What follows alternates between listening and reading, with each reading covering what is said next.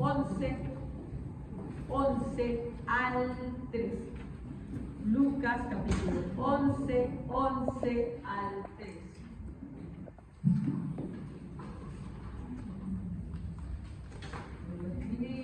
Lucas 11, del 11 al 13. Amén. Puede leerlo. Amén. ¿Qué padre de vosotros, si su hijo le pide pan, le dará una piedra? ¿O si pescado, en lugar de pescado, le dará una serpiente? ¿O si le pide un huevo, le dará un escorpión? Pues si vosotros, siendo malos, sabéis dar buenas dádivas a vuestros hijos, ¿cuánto más vuestro Padre Celestial dará el Espíritu Santo a los que se lo pidan? Muchas gracias, hermano. ¿No? A ver, aquí en sí el versículo es un versículo sobre la oración, sobre pedir y que Dios nos va a proveer. Pero no me quiero centrar en esa parte que en sí, el tema principal de los versículos que acaba de leer nuestra hermana Katy tiene que ver con la oración y cuando pidamos, ¿no?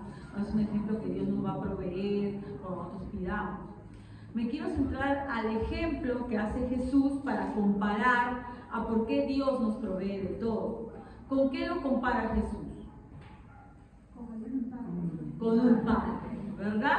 Ahí me quiero centrar más que todo, a cómo Jesús coge de ejemplo de quienes quieren el bien a los padres para con sus hijos, ¿no?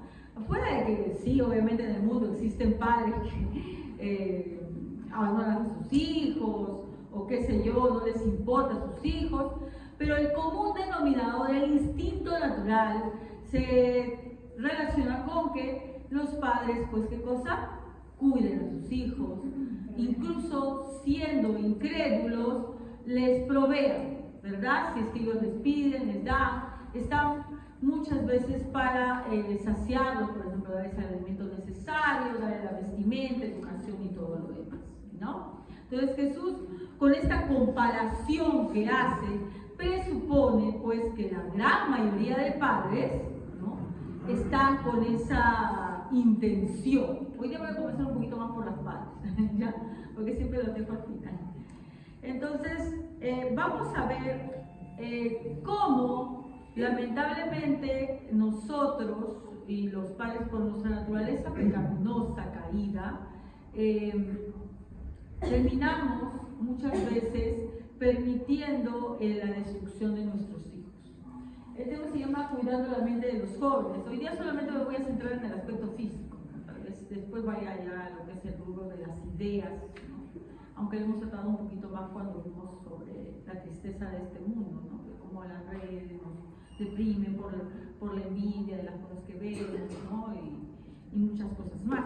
Pero ahora voy a centrarme más que todo en cómo en el aspecto físico la mente de nuestros hijos es sobreexpuesta a la destrucción y a veces pues bajo nuestra mirada aprobativa. ¿A qué me refiero a aprobativa?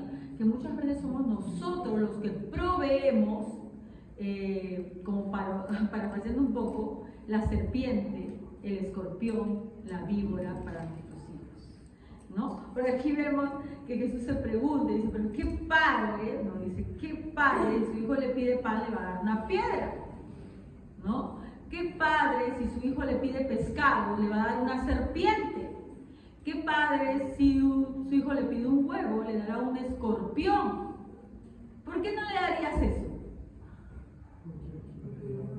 Lo más probable es que lo va a matar. Le das una serpiente, le pica a tu hijo y se muere. Le das un escorpión también, le pica a tu hijo y se muere. ¿Una piedra para qué? ¿No? Entonces, estamos viendo, ¿no?, que Jesús hace una comparación llegando a lo absurdo para decirnos pues que los padres, incluso los inconversos, pues proveen a sus hijos. Pero vamos a ver, ¿no?, que esta comparación que Jesús hace es un poquito también para hacernos ver que sí los padres podemos darle cosas muy dañinas a nuestros hijos, ¿no? Proveerles de cosas que les pueden destruir y que bajo nuestra mirada, bajo nuestra complacencia, adolescencia, tal vez para complacernos a nosotros mismos, tal vez para dejar que, ¿no?, nos dejen pasar un rato, ¿no? Y por nuestro egoísmo muchas veces dirigimos a nuestros hijos a la destrucción, ¿no? Entonces, como le decía, ¿no?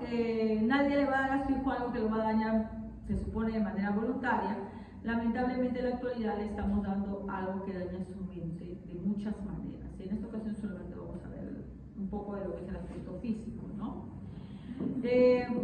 Escuchaba a un especialista que decía que antes, cuando hablabas de drogas, las drogas las ingerías sea por la nariz, que el droga se ingiere por la nariz, por la boca, o se ponían a inyectar en las venas. En la actualidad la droga viene para los ojos, ¿ya? Que no vamos a echar gotitas en el ojo, que me droguen, no. Ya hay cosas que alteran a nuestra mente de tal manera, ¿no?, que tienen un efecto parecido al de las drogas. Cuando un niño nace, hermano, su cerebro está muy poquito desarrollado y responde a 3 estímulos: sonido, movimiento y luz. Si tú tienes un bebé, ¿verdad? ¿Tú crees que él te ve clarito la cara? No. Él solamente se guía por lo que tú te mueves, la luz, ¿no? Y el sonido, los sonidos. Campañeros en las cositas esas que están en las cunitas, tiene musiquita, ¿no? Y se mueven las cositas, no sé cómo se llama eso, le ponen carrocercito, no sé, con arrocito, ¿no? Están todos. Porque el bebé, como su cerebrito es tan inmaduro, solamente ve movimiento, ve la luz, el sonidito y le llama la atención.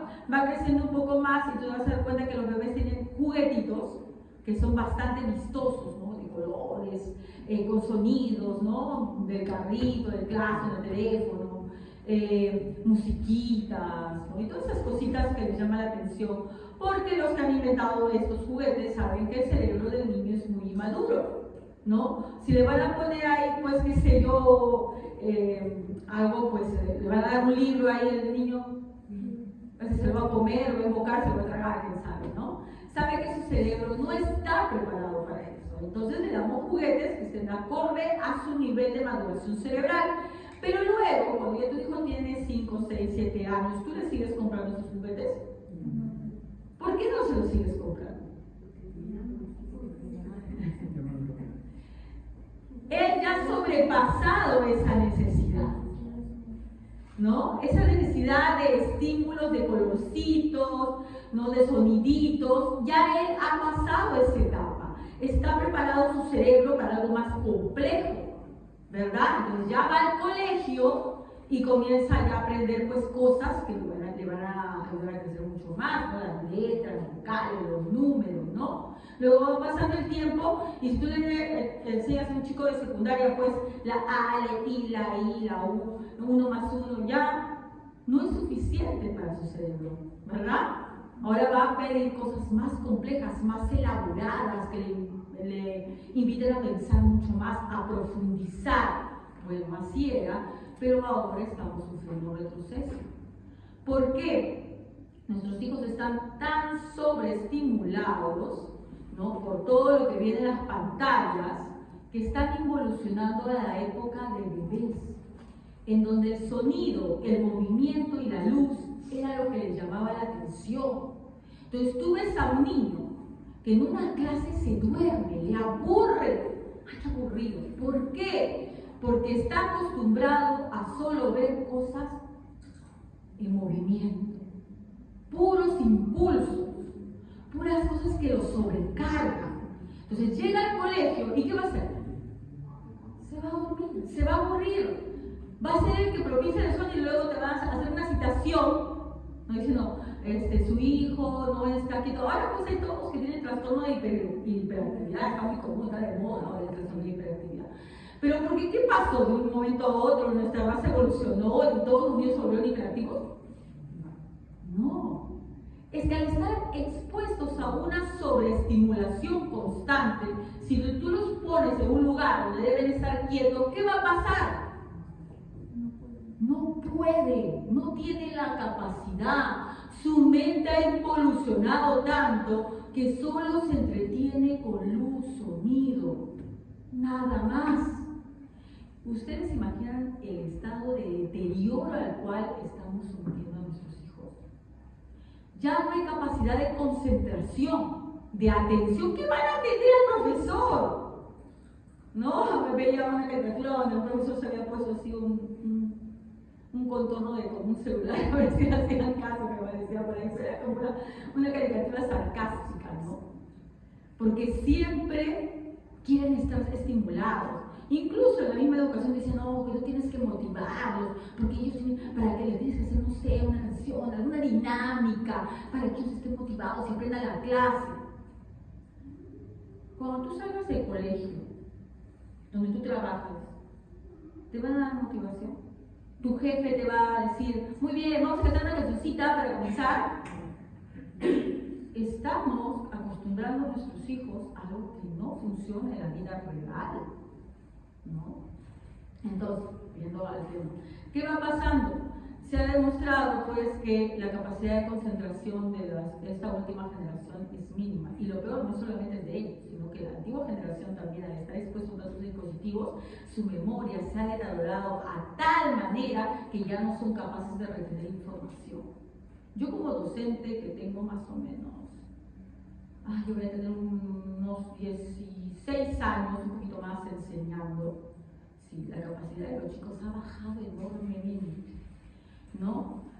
No digo de la mayoría, porque siempre hay luminarios en los salones, siempre hay unos cuantos chicos que de verdad se nota que aprenden, pero la gran mayoría del colegio no entiende, no comprende, no sabe nada. Es que para que uno almacene algo en su memoria de largo plazo, primero pasa por la memoria de corto plazo.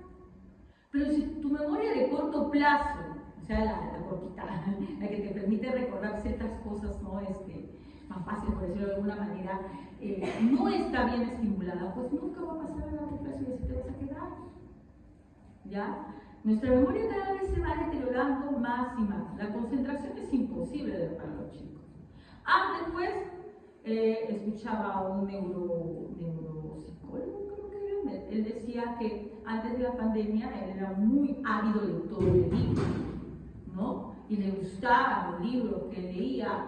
Pero después de la pandemia, ya estar tan sobreexpuesto a los medios virtuales que tenían que dar sus clases, todo lo demás así, encontró que leyendo los libros que antes leía ya no le llamaban la atención, porque su cerebro en ese par de años se había acostumbrado a los estímulos, ¿no? Visuales, llamativos, ¿no? Y es por eso que muchos jóvenes ahora no les gusta leer, les aburre leer, les aburre. ¿Por qué? Porque no es una pantalla. No está mirando constantemente cosas, ¿no? que les estimulen. No quiero ir más que todo por eso, porque eso también lo voy a la próxima semana, que hay ciertos fenómenos que suceden con nuestro cerebro, por eso sobrepuesto a las redes sociales y a otras cosas, ¿ya? Pero sí, el cerebro se está deteriorando, la atención está bajando, a tal modo que ya no somos capaces de escuchar a una persona, como dicen ahora, no, una clase, una explicación no puede durar más de 20 minutos si no la persona no capta. No es que no capta, no ha desarrollado esa capacidad, ya no la tiene. Antes se tenía, antes era la clase y la persona ahí hablaba y tenías que escucharle y tratar de comprenderlo, pero ahora todo lo queremos más y más corto. ¿Por qué lo queremos más y más corto? Porque eso es lo que nos ha acostumbrado, a estímulos rápidos, cortísimos, ¿no? Videitos de 5 o 6 segundos, y si dura pues un minuto, ¡ay, qué pesado! ¿No? Entonces, el hermano Javier mandó una rica y como una hora, ¡ay, no, qué horror! ¿Qué piensas que yo tengo tiempo? No, si tú sí tienes tiempo, el problema es que tu cerebro ya no está acostumbrado y te aburres, ¿no? Y lamentablemente eso está afectando hasta nuestra vida espiritual, pero mucho más a nuestra vida espiritual, ¿no? Aburre la predica, aburre leer la Biblia, pero qué fácil es estar pues horas y horas desvelados ahí con los ojos hiper rojos frente a la pantalla, ¿no? Entonces ya en países más adelantados, ¿no? Se está prohibiendo el uso de dispositivos y acceso a entornos virtuales, bueno, redes sociales sobre todo, a los chicos menores de 12 años, porque se han dado cuenta del daño que están haciendo al cerebro. Pero mientras aquí en el tercer mundo, todavía hay muchos padres que en su cumpleaños le regalan a sus hijos dispositivos. Es como regalarle veneno. Muere. Algo así diciéndole. Y obviamente a los chicos no les va a gustar eso porque ¿qué les gusta un adicto? ¿Les gusta eso? Es una adicción. Entonces cuando tú le quitas el celular, digo, ¿qué va a hacer? Va a berrear, va a llorar, te va a decir que te odia, te va a decir, ¡ay, papá, que esto es mío! Pero tú has de ver, como dice la palabra, ¿qué padre le da, si le pide un pan, le da serpientes a sus hijos? ¿Qué padre si le pide un huevo, le da escorpiones? Solo un mal padre, solo un padre malvado lo hace. ¿Ya? Pero tú vas a ver en los chicos los mismos síntomas que tiene un adicto, que es el de abstinencia y el síndrome de tolerancia, ¿no? El síndrome de tolerancia, ¿cómo lo conocemos con la abstinencia? La abstinencia es cuando una persona que consume algún tipo de droga, ¿qué pasa? Deja de consumirla y se siente desesperado, ansioso, hasta llegan a temblar, porque desean eso, ¿no? Y van a recurrir a cualquier método, le robarán, le mentirán, incluso su propia familia le roba para poder tener esa droga que ellos necesitan. ¿No han visto jovencitos que son capaces de hacer cualquier cosa? Hasta tiemblan, pero no tienen. ¿Por qué? Porque están sufriendo del síndrome de abstinencia. El otro síndrome es el síndrome de tolerancia. Ese es muy peligroso. ¿Qué sucede? Tal vez en algún momento pues lo vio un video y bueno, le pareció normal, ya, pero luego esa misma cantidad de tiempo que pasaba jugando o viendo su celular ya no es suficiente. Entonces, ¿qué va a hacer? Va a comenzar a hacer cosas como que mientras está haciendo su tarea, va a hacer mirando sus redes. Ya no es suficiente eso. Va a llegar el día en que tú no sabes, pero se lleva el celular a la cama y se hace a la 1, 2, 3 de la madrugada con la sábana tapada mirando el celular. Al día siguiente está muerto y en el colegio solamente duerme. ¿Cómo una persona se puede? Mira, uno de los descansos, el que el cuerpo pide para que pueda estar bien al día siguiente y rendir es el sueño. Tú necesitas dormir. No es que, ay, no me gusta dormir. Bueno, hay gente que sí le gusta mucho dormir. Pero tú necesitas dormir. ¿Ya? Necesitas dormir.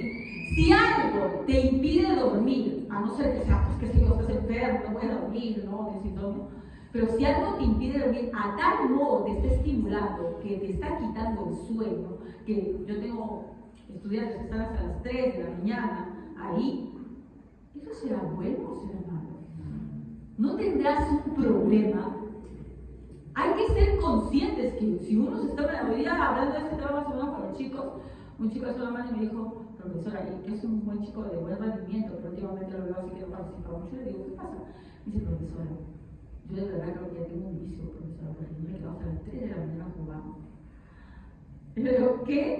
Sí, pero ya me he dado cuenta que está mal. Voy a hacer lo posible, dice. Ya, pero date cuenta, ¿no? A veces uno accede a esas peticiones. Uno dice, bueno, ya, pues ya, porque esté tranquilo. Pero estábamos haciéndole un daño tremendo al cerebro de nuestro hijo. Ese chico, esa chica ya no va a rendir lo mismo. Entonces tú vas al colegio, qué baja calificación, pero ¿qué cosa quieres? Su pobre cerebro está tan deteriorado que no va a rendir más, ¿no? Entonces continuamos, ¿no? La sobreestimulación constante hace que el cerebro no pueda pausar, reflexionar, hilar ideas, solo reaccionar de manera automática, ¿no?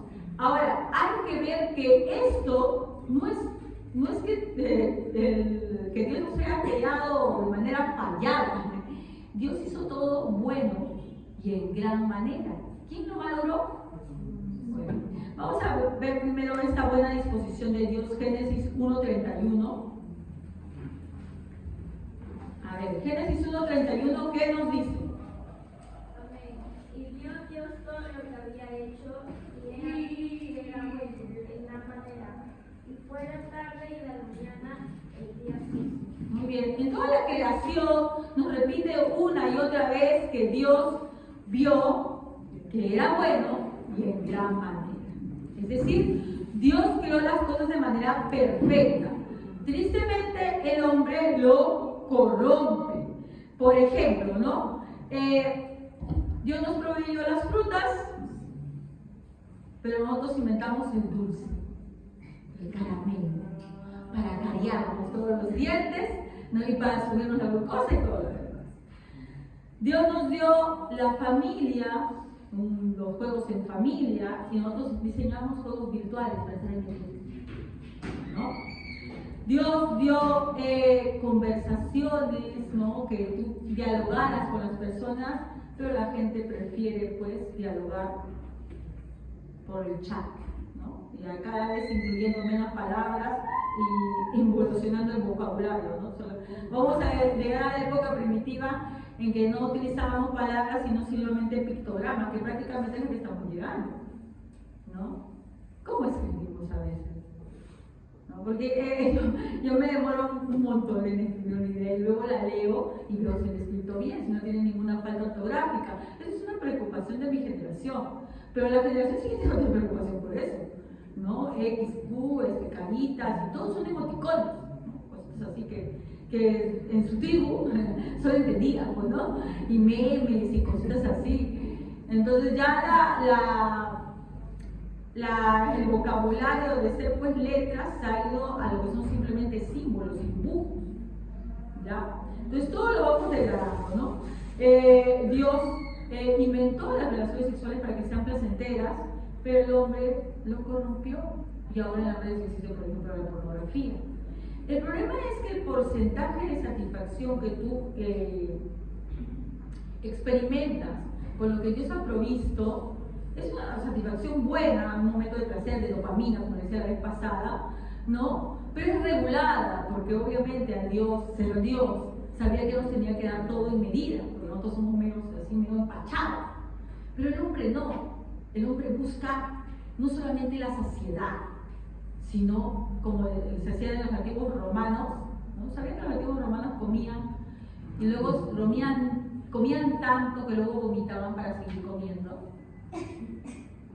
Sí, habían banquetes, ¿no? En los cuales ellos comían y cuando ya estaban demasiado llenos, ¿no? Vomitaban y luego comían otra vez, ¿ya? Para seguir disfrutando de la comida. ¿Sí? Ya, entonces el hombre siempre tiende a pervertir todo. Dios nos ha dado cosas en medida. Por ejemplo, Dios ha dado vínculo afectivo con una pareja, con un esposo, esposa, en el vínculo del matrimonio, pero nosotros lo buscamos por otro lado. Y así también hemos corrompido la búsqueda de placer, la búsqueda de satisfacción y de felicidad. Pero como dijimos la vez pasada y leímos en Jeremías, ¿no? Nos alejamos de Dios y cavamos para nosotros cisternas rotas que nunca nos van a satisfacer, ¿no? La persona, pues, que así come todos los helados del mundo, no se va a satisfacer. Es decir, tú juegues todos los juegos del mundo virtuales, lo único que haces es alterarte tanto, ¿no? Que ya, por último, ya no es suficiente. Entonces pasa un nivel, ¿no? Al siguiente nivel, ¿no? Y nunca estás satisfecho. Y el hombre que, pues, o tiene que saber el vínculo sexual con su pareja, con su esposo o con su esposa, si sigue conduciéndose por su corazón pecaminoso, no le va a ser suficiente. Va a buscar otra mujer, va a buscar la pornografía, porque siempre tendemos a corromper todo. La palabra nos dice en Jeremías 2:13. A ver, ¿quién me puede leer Jeremías 2:13?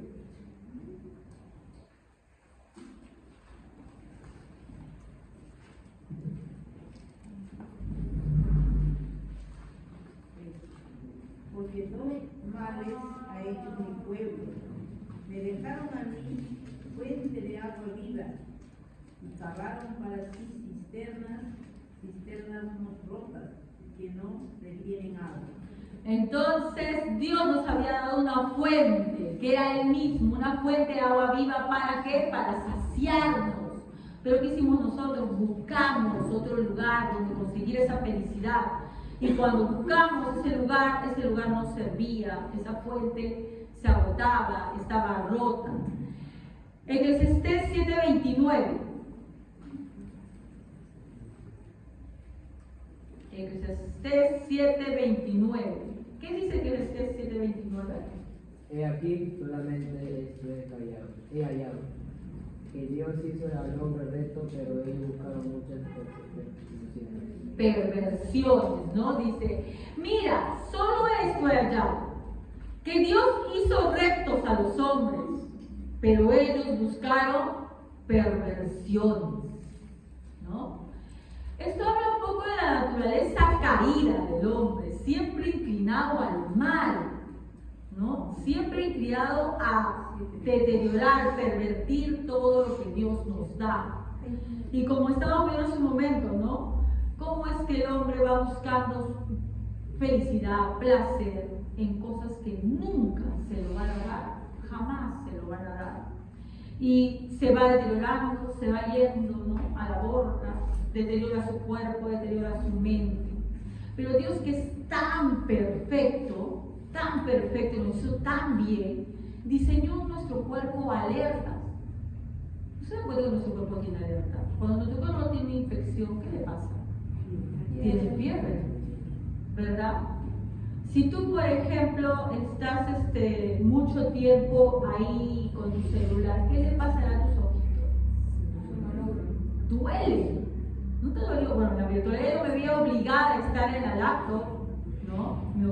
Obligada a estar en la laptop dando clases virtuales, y los que hemos trabajado alguna vez en la virtualidad, ¿no? Esto de acá duele horrible.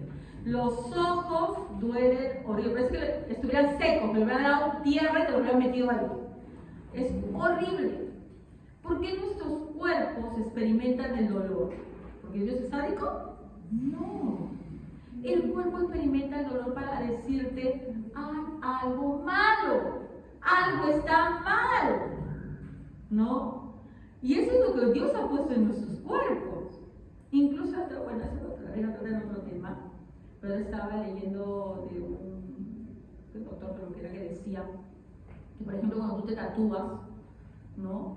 El pobre cuerpo hace lo posible por deshacerse del tatuaje. Ustedes saben que las personas a veces se tatúan y primero está bonito el dibujito, bien finito, marcadito, bien, pero luego tú vas a ver algunos años y ya está medio difuminado, ¿no? Incluso medio borroneado. ¿Qué pasó aquí? Era la mala la tinta. No, es tu pobre hígado tratando de hacer algo para limpiar, ¿no? A lo que tú has hecho. Dice que trata de alguna manera de combatir lo que el cuerpo deduce como que es algún tipo de mal, ya que ha sido introducida tinta en tu cuerpo.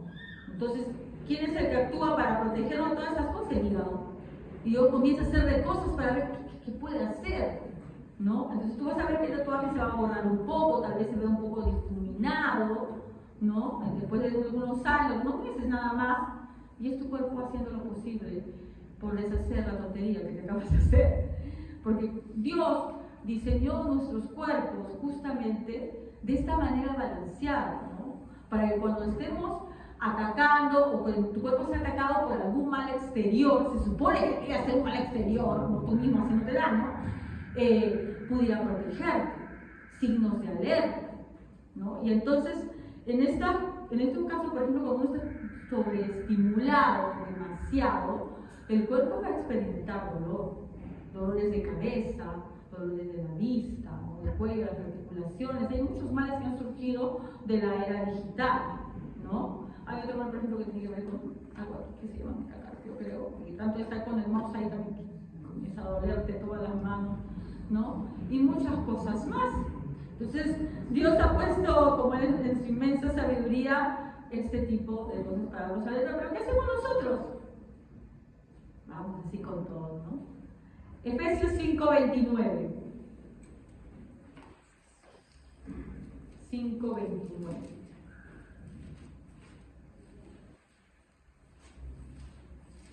Amén. Porque no le aborreció jamás a sus principales, sino a la sustenta y a la cuida como también Cristo a la iglesia. Acá nos dice Pablo, porque nadie aborreció jamás su propia carne. O sea, nos quiere decir, todas las personas normales, entre comillas, no aborrecen su propia carne. La cuidan, la sustentan. Pero podemos ver que hay gente que sí aborrece su propia carne. la destruye. Por ejemplo, las personas que son alcohólicas la destruyen, las personas que son drogadictas la destruyen. Las personas que son infieles, fornicarias también la destruyen. ¿Verdad? Las personas que están adictas a algo la destruyen. Cuando hablábamos hace un par de semanas de las adicciones, ¿no? Por los picos de dopamina, que dan ciertas cosas, veíamos pues un poquito a la gente que es adicta a diversas cosas, ¿no? Incluso a la comida. Muchas veces somos adictos a la comida, ¿no? Nos hace daño, nos mata. Hay diabéticos que pierden la pierna, pierden las extremidades, solamente porque no pueden regular, ¿no? El consumo de ciertas sustancias que les gustan o ciertas comidas que les están gustando. ¿Por qué? Porque justamente, tristemente, aunque Pablo dice que nadie aborreció jamás su propia carne porque es lo normal que nos juzguemos, la gente no. Que quiere estar permanentemente sobreestimulada, ¿no? Y muchas veces para, ¿qué cosa? Para bloquear pensamientos profundos. Lo que sucede es que al estar tanto tiempo en pantallas, hermanos, no somos capaces de hilar ideas, de reflexionar, de profundizar. Es bueno saber, aunque a algunos me parezca mal, lo positivo que es el aburrimiento. Y no digo la pereza, no hablo de la pereza, ay, si voy a tirar a aburrirme, echar en mi cama. No. Lo positivo que es estar lejos de los estímulos un momento para meditar. Nosotros tenemos esos momentos cuando oramos, pero se han dado cuenta que en los últimos años es mucho más difícil orar. ¿Cómo va a ser más fácil orar si estás acostumbrado a tantas cosas que te estimulan tanto la vista? Y cuando la oración es un estado de meditación en la cual tú buscas hablar con Dios, buscas concordar la voluntad de Dios, ¿no? A la tuya, no, al revés, perdón. La tuya a la voluntad de Dios, someterte a la voluntad de Dios. Pero en esta meditación, pensar en Él, cuando tú escuchas la palabra, por ejemplo, también necesitas meditar en ella. Porque lo contrario solamente escuchamos aquí y apenas termina la prédica, ¡pum!, el celular. Yo les voy a pedir que no hagan eso. Yo no quiero llamar la atención a nadie, sinceramente.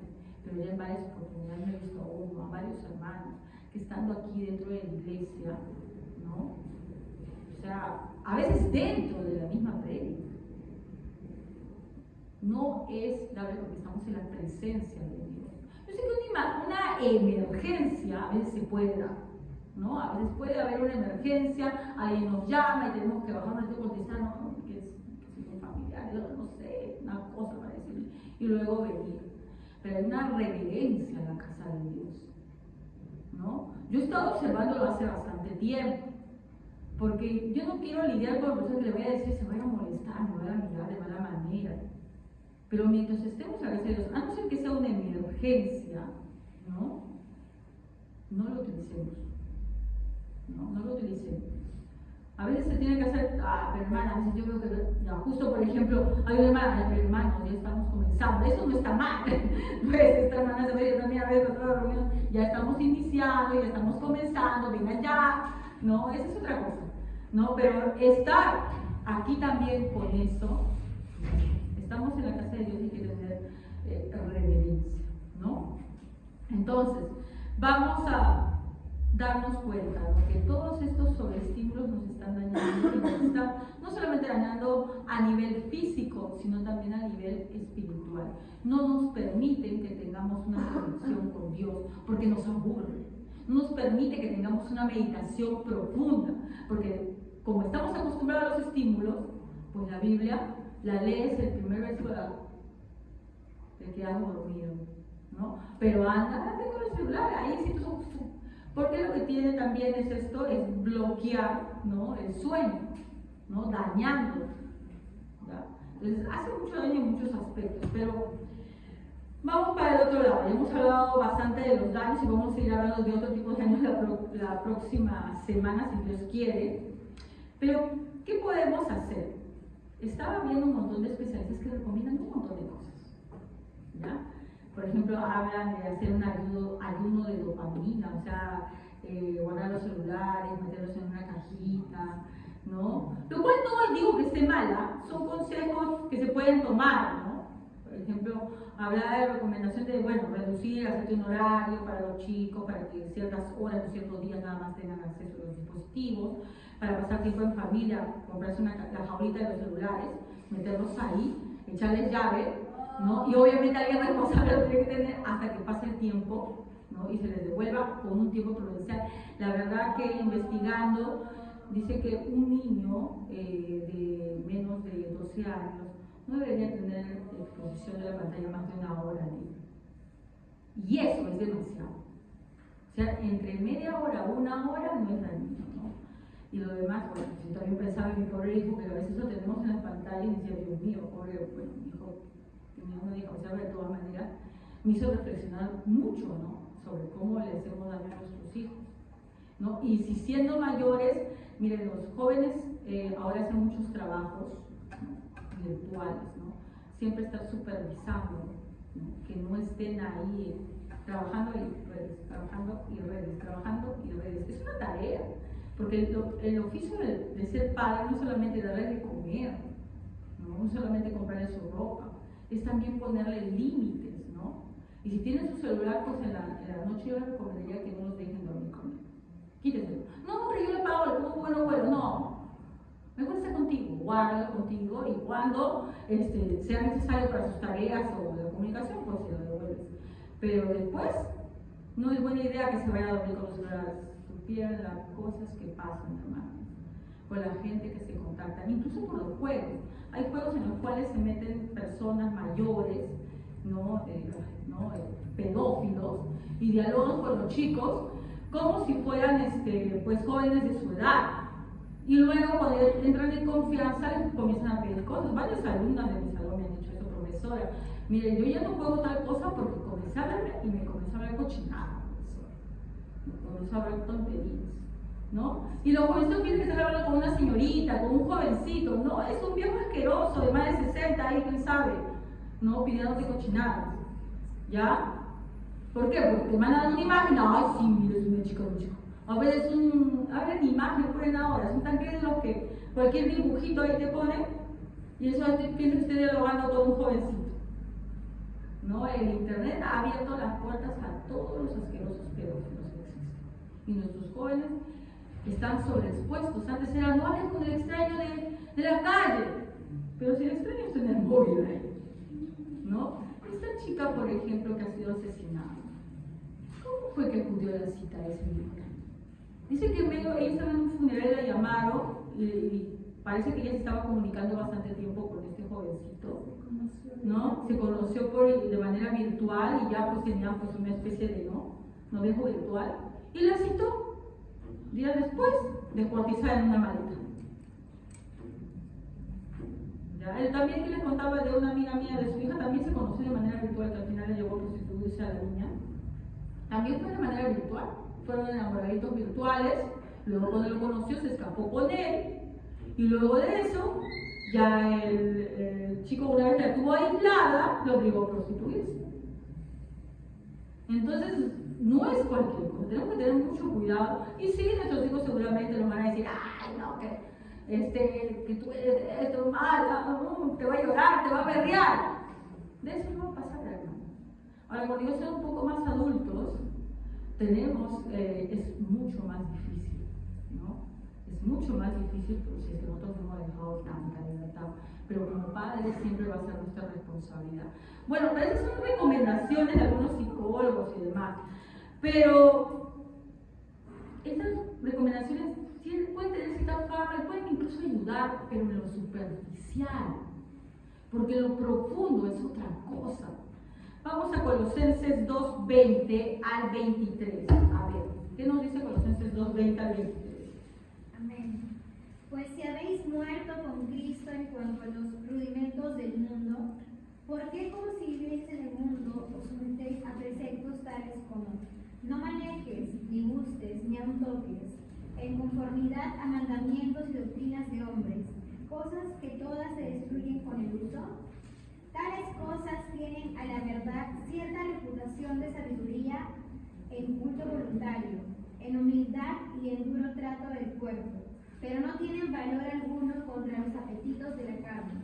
¿no? Acá Pablo está lidiando con un problema, ¿no? Una iglesia que prohibía ciertas cosas para comer, ¿no? Para decir porque nosotros comemos tal cosa, no somos santos, y no somos tal cosa, no somos santos, ¿ya? Y Pablo dice, mira, si bien es cierto, estos tienen una cierta fama moral, te puede ayudar como duro trato del cuerpo, pero es algo superficial porque no pueden hacer nada contra los apetitos de la carne, ¿ya? Yo no estoy diciendo que no le pongas límites, es más, yo creo que está muy bien que le pongas límites a tus hijos y a ti mismo también, porque muchas veces los adultos también somos los que estamos ahí todo el tiempo, ¿no?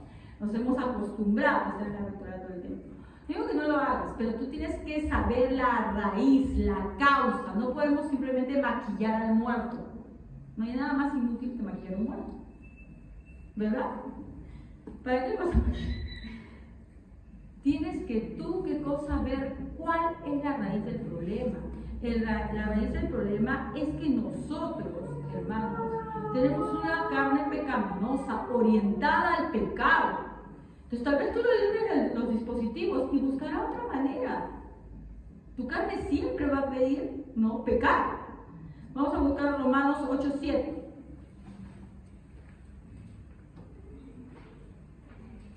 Romanos 8:7, ¿qué nos dice? Amén. Por cuanto los designios de la carne son enemistad contra Dios, porque no se sujetan a la ley de Dios, ni tampoco pueden. Esta última parte, pedacito, es lo que quiero decir. Obvio, los vecinos de la carne son enemistad contra Dios, de hecho, porque no se sujetan ni tampoco pueden. No puedes sujetarte a Dios por tu misma carne, no puedes. Acá lo dice la palabra de Dios, dice, ni tampoco puede. Así tú te decidieras, voluntariamente, entonces yo voy a cambiar y voy a ser una mejor persona. La Biblia te dice que no puedes.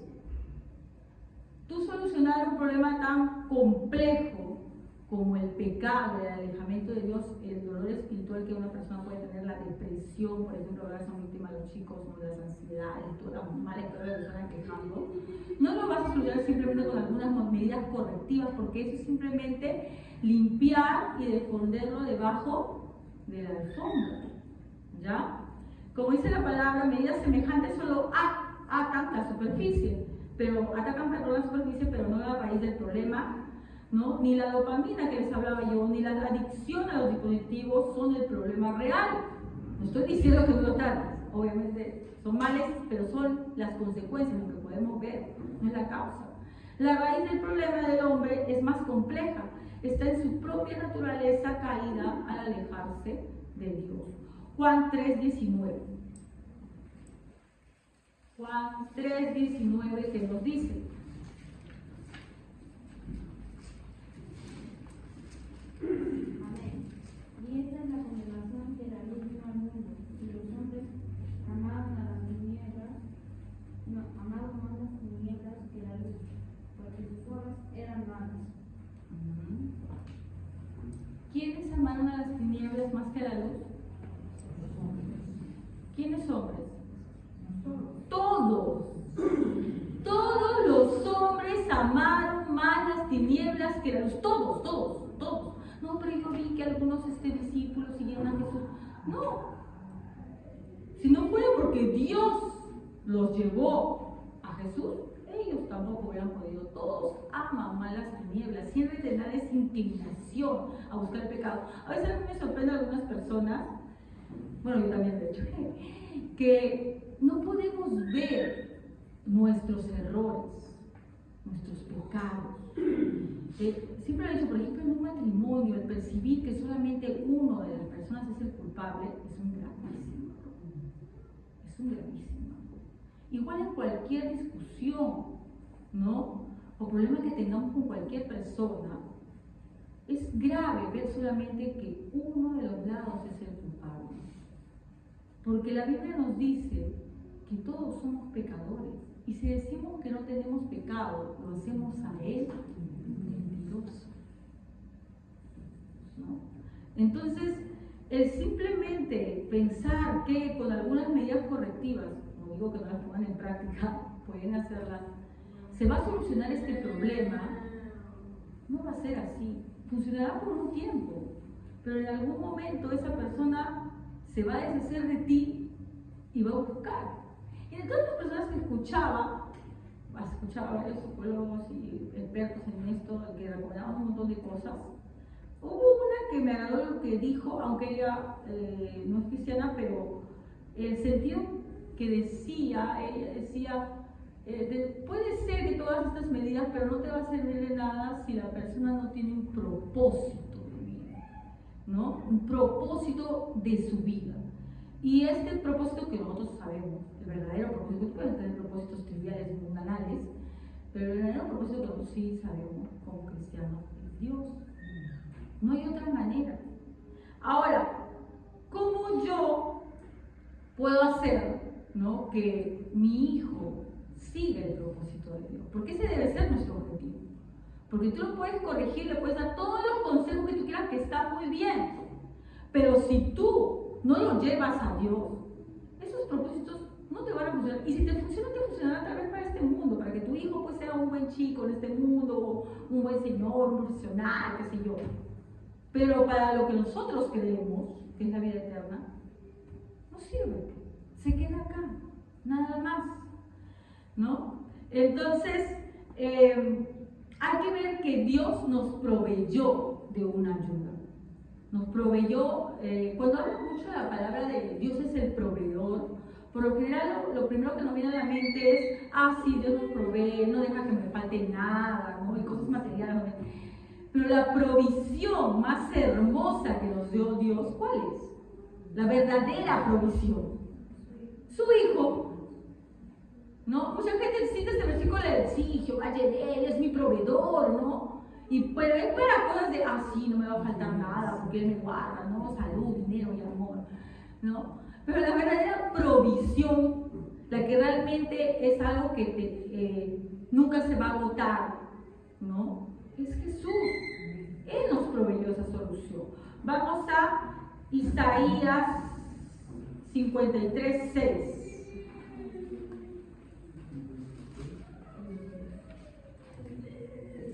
Isaías 53:6. Todos nosotros nos descarriamos como ovejas, cada cual se apartó por su camino. Mas Jehová cargó con él el pecado de todos nosotros. Amén, ¿no? Todos nos descarriamos, cada quien por su propio camino, pero el Señor hizo que cayera sobre él. ¿Sobre quién? Sobre Jesús, la iniquidad de todos nosotros, ¿no? Él dio la provisión. Entonces, ¿qué nos queda a nosotros, padres? ¿Qué nos queda a nosotros, hijos? Irnos a Jesús. Yo sé que esto lo comprendemos en teoría, el problema es la práctica. ¿Saben por qué? Porque a veces, si bien es cierto, escuchamos la prédica y escuchamos que los jóvenes, bueno, ¿sabes? Sí, es cierto, mi hijo también va en esto, y uno lo piensa, pero sí, lo veo que está iniciado, ¿no? No es tan grave. O sea, nuestra mente no le da la alerta, la gravedad que debería tener. Porque si realmente lo viéramos realmente grave, en peligro, rojo, danger, pues estaríamos postrados a los pies de Cristo. Pero salimos de aquí y la verdad es que sí lo escuchamos, sí teóricamente lo comprendemos, pero realmente no entendemos la dimensión del peligro en el cual están nuestros hijos y nosotros mismos. Por eso es que despreciamos a Dios. No, hermana, yo nunca le desprecio a Dios. Cuando tú lo dejas de lado por otras prioridades, lo estás despreciando. Entonces, si tú eres un hijo de Dios, ¿sabes qué va a hacer Dios? Va a hacer que te des cuenta de lo peligroso que estás, para poder ayudarte. Y para ello va a utilizar muchos métodos que a ti te van a parecer dolorosos, pero que en realidad son muestras del amor de Dios. Porque si no vemos el peligro evidente, no reaccionamos. Hay un caso en la Biblia en donde hay un padre que busca a Jesús, y justo no está Jesús. Había salido con Juan Jacobo y Pedro, ¿ya? Y los encontró a sus otros discípulos. Su hijo tenía un demonio que lo echaba a veces al fuego, que lo echaba a veces al agua con el objetivo de matarlo. Este padre no podía negar lo que le pasaba a su hijo, ¿no? No podía disimular el peligro en el cual estaba su hijo. Así que acude con desesperación a Jesús, pero no lo encuentra. Se lo pide a los apóstoles, pero lo sana. No puede. Llega Jesús, ¿no? Y se entrevista con el padre. Bueno, el padre le cuenta, ¿no? Le dice, sí, he traído mi hijo es atormentado por un demonio y me lo quiere matar, a veces lo tira al fuego, a veces lo tira al agua y lo quiere matar, ¿no? Está él desesperado. Entonces, Jesús le dice, ¿crees que yo lo puedo sanar? Y él que dice, sí. Pero Jesús sabía que no. Él mismo reflexiona en un momento y dice, ayúdame en mi incredulidad. Eso es lo que los padres debemos explicar a Dios. No, es que, ¿cómo lo puedo explicar? Cuando oramos a Dios por nuestros hijos, tenemos que hacerlo con esa desesperación de este padre que sí era consciente que su hijo iba a morir, porque no podía separarse de él ni un momento, porque podría morir, podría tirar al fuego y quemarse, o tirar al agua y ahogarse. Esa desesperación le hace ir a Jesús y reconocer ¿qué cosa? Su necesidad, su pobreza espiritual. Si tu padre, madre, no eres capaz de ir a Jesús y reconocer tu inutilidad, si tú piensas que con unos consejitos o algunas medidas vas a solucionar el problema de tu hijo, estás mal. Para que se pueda solucionar el problema de raíz, tú tienes que acudir a Jesús. Pero ¿qué cosa? Reconociendo que tú eres inútil, que no vas a poder por ti mismo, que ninguna medida que tú hayas tomado y que tomarás en el futuro, ni todos los psicólogos que te leas, ni todos los terapistas van a solucionar el problema de tu hijo. Y si no puedes, como este padre angustiado que realmente sí estaba en la pobreza espiritual, ayúdame en incredulidad.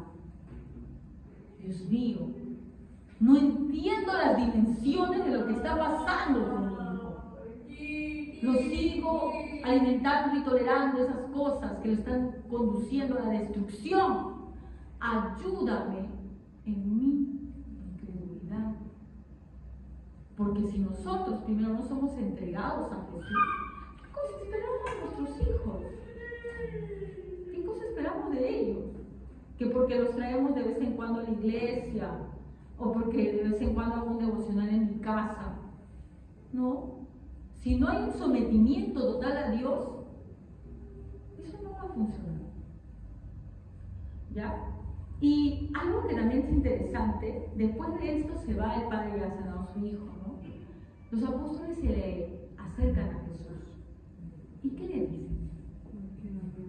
¿Por qué nosotros no pudimos? Porque si nosotros vemos unos versículos antes, ellos ya habían sido comisionados y habían ido en lugares y cuando habían regresado contentos. ¿Por qué? Porque dijeron Jesús, ay, los demonios se nos someten y hemos sanado. ¿Y por qué con eso no pudieron? No, es que era más fuerte. ¿Sí? ¿Y qué le responde?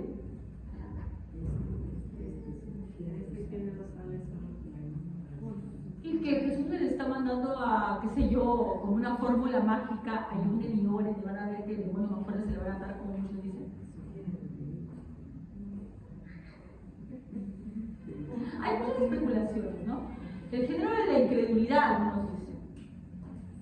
Pero hay algo que no podemos olvidarnos, hermanos, como cristianos. Porque tú alguna vez hiciste alguna profesión de fe, Porque tú alguna vez oraste por tus hijos, ¿no? Para que Dios los guiara en sus caminos, para que se convirtieran. Porque tú alguna vez hiciste algunos sacrificios, quién sabe, para que tus hijos, que se yo, vinieran a la iglesia. No pienses que eso es suficiente. Tiene que ser constante. Tal vez los apóstoles, viendo que ya podían sanar y todo, y echar fuera demonios, se confiaron. Y no te das cuenta que separado de Él no puedes hacer nada. El mismo Jesús, ¿qué pasaba haciendo? ¿Qué hacía todo el tiempo? Oraba, ayunaba.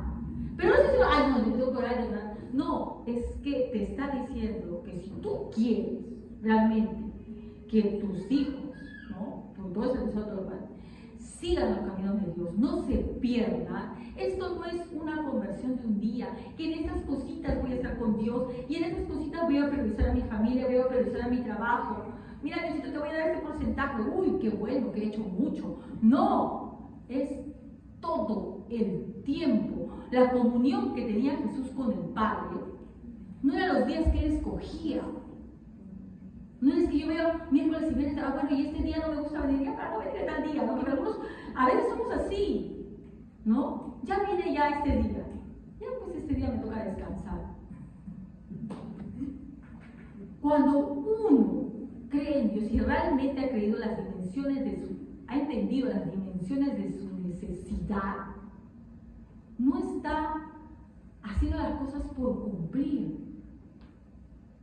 Hay una comunión constante con Dios, perenne, y hacer eso porque quieres aprovechar todas las oportunidades, ¿no? Para que esa comunión no se rompa. Porque no mintamos, hermano. Cuando estamos allá afuera, es muy difícil tener comunión con Dios. Es muy difícil. Yo sé que ustedes se esfuerzan, yo sé que ustedes oran, yo sé que algunos de ustedes hacen su devocional en su casa. Yo lo sé. Pero no es muy difícil. No hay muchas distracciones, no el mismo cuerpo está cansado. Pero este género de prioridad, hermano, no se va si no es con ayuno y oración. No quiero decir que el ayuno y oración es la fórmula mágica, sino que el ayuno y la oración te da una comunión con Dios, constante, que debe ser todo el tiempo. Entonces, como padres, nosotros queremos que nuestros hijos realmente dejen esas cosas y realmente se plieguen a Dios. No debemos escatimar esfuerzos, hermanos. Y no podemos hacerlo simplemente por cumplir. Tenemos que buscar tener una comunión con Dios. Y si no podemos, suplicar como este padre que dijo, reconocer, no puedo. Ayúdame. Dios mío, yo no puedo. Mi trabajo me quita todo el tiempo. Estoy angustiado por un montón de cosas que tengo. No puedo, Señor. Ayúdame, porque no quiero ser así. Me doy cuenta que no he sido un buen ejemplo para mis hijos. Me doy cuenta que en vez de guiarlos a ti, los estoy guiando para el otro lado. Ayúdame en mi incredulidad. Dice que el corazón contrito y humillado no desprecia a Dios. No lo desprecia, no podemos hacer acontecimientos. Los jóvenes, de la misma manera. Hay que aprender a reconocer cuando yo tengo un problema. Si yo tengo un problema, un vicio, no me puedo negar y decir solo a mi mamá, ay, no, mamá, yo solamente le voy a un ratito. Tengo que reconocer, sí, yo estoy viciado en esto. O yo hago mal tal cosa. Y pedirle ayuda a Dios. Y decir lo mismo, Dios mío, ayúdame en mi incredulidad. Ayúdame porque yo estoy totalmente al tanto de esto. Estoy totalmente sometido a esto. Me trasnocho a veces, me amanezco. No puedo dejar esas cosas. Dios mío, ayúdame. También para ustedes, un corazón contrito y humillado no va a despreciar a Dios. Ustedes reconocen sus faltas ante Dios, si se humillan ante Él y le piden su favor, Él no les va a ser indiferente. Pero tienen que ser capaces también ustedes, hermanos, jovencitos, de reconocer su pobreza espiritual, sus pecados, ¿no? Entonces aquí, como les hablaba de estas cosas, hermanos, nuestro objetivo durante estas predicas que voy a seguir haciendo sobre estos problemas que dan los entornos virtuales y otras cosas más en los jóvenes, no es solamente dar tips, 5 tips para que tu hijo deje eso. 10 recomendaciones, no, eso no es el objetivo. Ese es un objetivo tal vez en una charla de psicología, en una terapia, en una escuela de padres de familia. Acá el objetivo es conducirlos a Dios. Ese es el objetivo. Porque esa es la única solución, porque si no estaríamos siendo contrarios a lo que leímos en Jeremías. Estaríamos cavando solamente cisternas rotas y esas no sirven de nada, cuando tenemos la fuente de agua viva al alcance de nosotros. Vamos a ponernos de pie, hermanos, y vamos a orar.